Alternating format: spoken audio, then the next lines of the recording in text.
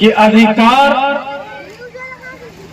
आपको तभी मिलेगा जब इस संविधान को आप पढ़ने की स्थिति में हुई। 1 घंटा अपने बच्चों को लेकर शाम के समय हो कि रात में हो, 1 घंटा अपने बच्चे के साथ में उसको कहिए कि किताब कॉपी लेके तुमको बैठना है। अगर वो बैठने की आदत डाल लेगा, वो पढ़ने की आदत डाल लेगा, और अगर पढ़ने की आदत डाल लेगा तो वो किसी पे आश्रित नहीं रहेगा, वो अपना हक और हुकूक की लड़ाई को हर। अगर आप पढ़ लिख जाइएगा और आपके परिवार का एक भी व्यक्ति अगर पढ़ के कोई पद पकड़ लेता है तो उस पूरे खानदान का इतिहास बदल जाता है। ये ताकत बाबा भीमराव अंबेडकर जी ने आपको दिया। जगह चयन कीजिए। मैं इससे पहले भी अभी जल्दी में ही आप लोगों के बीच में आया था, मैं स्टेज की घोषणा किया हूँ, तो मैं इतना जरूर करता हूँ स्टेज के साथ में उस मूर्ति को मैं सभी माताओं जो यहाँ आई हैं और हमारे गार्जियन हैं जो आए, मैं उनको बधाई देता हूँ। मैं बहुत लंबा चौड़ा आज भाषण नहीं दूंगा क्योंकि यहाँ सांस्कृतिक कार्यक्रम चल रहा है, बच्चे लोग यहाँ परफॉर्म कर रहे हैं। यहाँ जितने लोग आए हैं, मैं एक दो बात स्पष्ट तौर से मैं बता देता हूँ। आप मत देते हैं, विधायक बनाते हैं, सांसद बनाते हैं, मुखिया बनाते हैं, जिला परिषद बनाते हैं, प्रतिनिधि बनाते हैं। जो प्रतिनिधि बनता है वो कोई भी सदन में जाए तो प्रथम काम क्या होता है, ये आप लोगों को मालूम है? प्रथम काम ये होता है कि जब आप जाइएगा सदन में, उस दिन आपको शपथ दिलाई जाती है। और शपथ किस चीज की दिलाई जाती है? शपथ दिलाई जाती है, संविधान का शपथ दिलाया जाता है। और इस संविधान के रचयिता के लिए हम लोग आए हैं, जिसकी कसम खाकर हम लोग प्रथम दिन सदन के अंदर बैठते हैं और हम लोग उस दिन अपने आप को गर्वान्वित महसूस करते हैं। अभी हमसे पहले वक्ता लोग बोल रहे हैं कि बाबा भीमराव अंबेडकर जी ने संविधान लिखा, अधिकार दिया। ठीक, अभी सुषमा जी बोल रहे थे कि अधिकार आपको तभी मिलेगा जब इस संविधान को आप पढ़ने की स्थिति में होइए।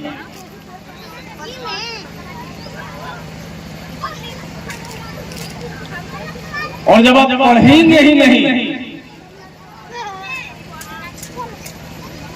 और इस 21वीं सदी में नहीं पढ़िएगा तो कहीं कोई गुजर बसर न है, ना कोई विधायक आपको मदद करेगा, ना कोई जिला परिषद मदद करेगा, ना कोई मुखिया आपको मदद करेगा।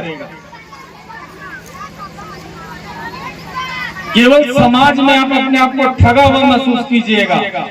अगर आप पढ़ लिख जाइएगा और आपके परिवार का एक भी व्यक्ति अगर पढ़ के कोई पद पकड़ लेता है तो उस पूरे खानदान का इतिहास बदल जाता है। ये ताकत बाबा भीमराव अंबेडकर जी ने आपको दिया है।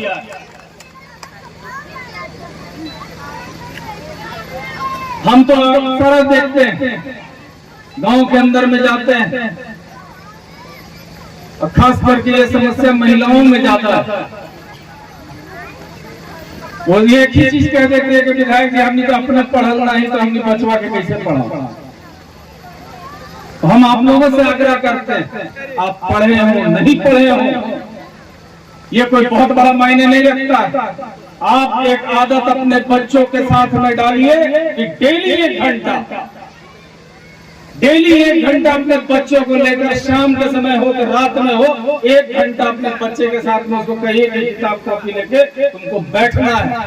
अगर वो बैठने की आदत डाल लेगा, वो पढ़ने की आदत डाल लेगा, और अगर पढ़ने की आदत डाल लेगा तो वो किसी पे आश्रित नहीं रहेगा, वो अपना हक और हुकूक की लड़ाई को हर हाल में लड़ना सीखेगा।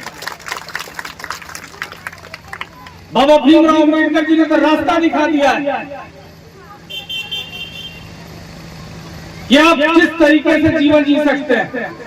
अब सोच के देखिए अभी तो बहुत सारा व्यवस्था है, सरकार के द्वारा व्यवस्था है, प्राइवेट व्यवस्था है। सोच के ये देखिए कि बाबा भीमराव अम्बेडकर जी के समय में क्या व्यवस्था था, शिक्षा का कितना अभाव था। उसके बावजूद भी वो व्यक्ति अपने मेहनत से, अपने लगन से बैरिस्ट्री तक किए, तब वो संविधान लिखने के काबिल हुए। अगर वही नहीं पढ़े होते तो संविधान लिख नहीं पाते। आज हम लोग उनके लिए कभी बैठने का काम नहीं करते, इस मंच पर हम लोग खड़ा होने का काम नहीं करते।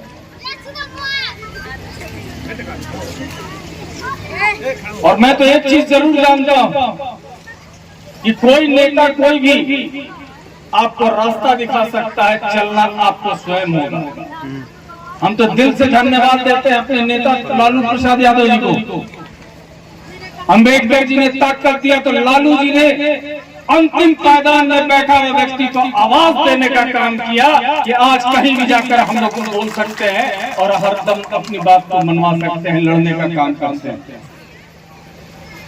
तो मैं एक आग्रह करता हूं, खास करके अपने सभी गार्जियनों से, अपने नौजवान साथियों से, एक मंत्र मात्र, अगर आप अम्बेडकर जी को मानते हैं तो सर्वश्रेष्ठ अगर कोई चीज है तो वो शिक्षा है। आप अपने घर में अपने बच्चों को हर हाल में शिक्षित कीजिए। और मुझे मालूम है कि अगर बच्चे हमारे क्षेत्र के शिक्षित हो जाएंगे तो हम तो दिन रात घूम रहे हैं। अभी तो हम लोग जो बच्चे लोग टॉप किए हैं हाई स्कूल से, हम लोग उनके घर पे जाकर उनको सम्मानित कर रहे हैं। और हम कहीं नहीं देख रहे हैं कि कोई बड़ घर के बच्चा कोई टॉप कर रहा है, कोई 90%, कोई 95%, कोई 99% लाने वाला। ये गरीब कहीं बच्चा है जो ला के दिखा रहा है। ये कुवत हमारे क्षेत्र के बच्चों में है। बस जरूरत है उन बच्चों को सही मार्ग और सही रास्ता दिखाने का, तो वो लोग स्वयं इस सोन की तरह वो अपना रास्ता बना लेंगे और अपने परचम को लहराने का काम करेंगे। क्योंकि हमको अभी बारून भी जाना है, अभी 3-4 कार्यक्रम है।